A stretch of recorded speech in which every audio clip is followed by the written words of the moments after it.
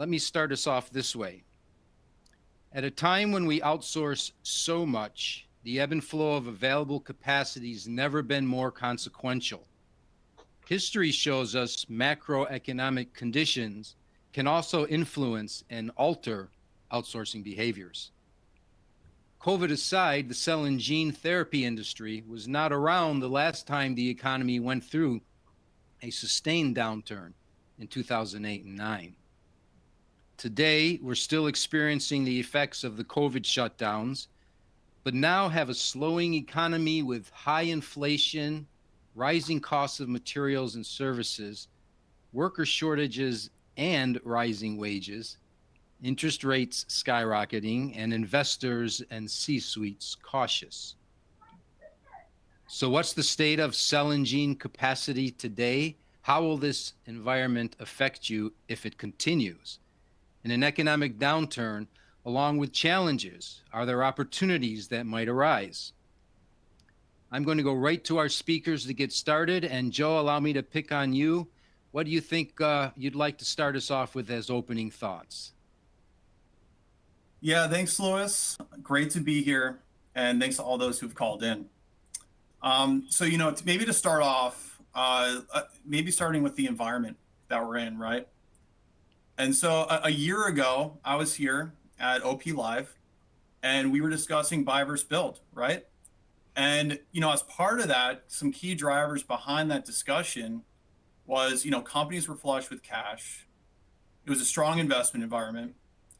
And there was a severe lack of capacity in the midst of a supply chain crisis. It was that perfect storm that we talked about, right? And so today, only a year later, the environment's changed quite drastically. And the economy is not really what it was just a year ago. We're dealing with massive inflation. We have a bearish market. And raising capital is becoming more and more challenging for companies, definitely in particular for smaller companies. And, to put a number to that, just this year, we're already 50% year over year lower in investments versus 2021. So that's quite a drastic drop as well. And so from an economic perspective, that's where we are today. And, we're going to talk about how does that relate to manufacturing capacity? How's that impacting us? And for capacity, it's typically, cycles of ebb and flow that we'll dive into a little bit deeper.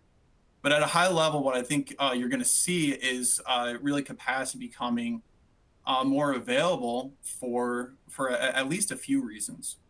Where, one, companies are pausing to IPO right now in this economic environment. And as well as narrowing focus on their assets. So instead of bringing forward, say, 3 assets in a pipeline in parallel, companies are now, focusing on maybe just bringing 1.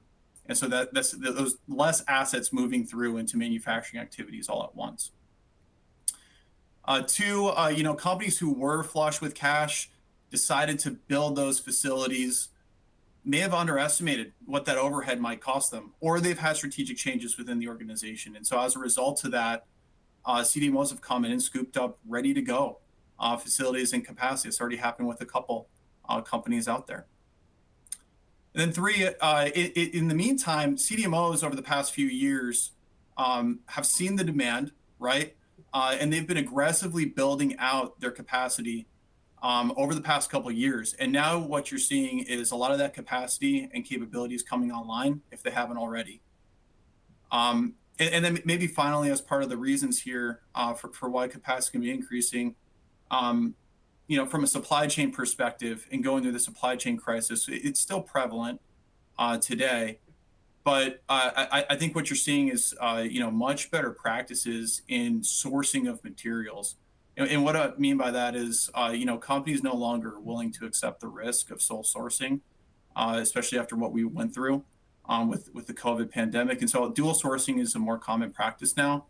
And even materials that were hard to find, companies have stockpiled, which make them a little bit more available today.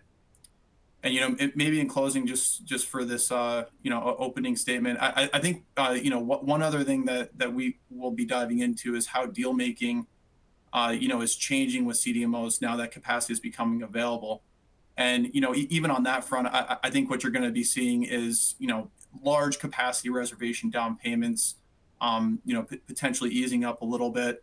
Models like take or pay going away, and really being more performance based.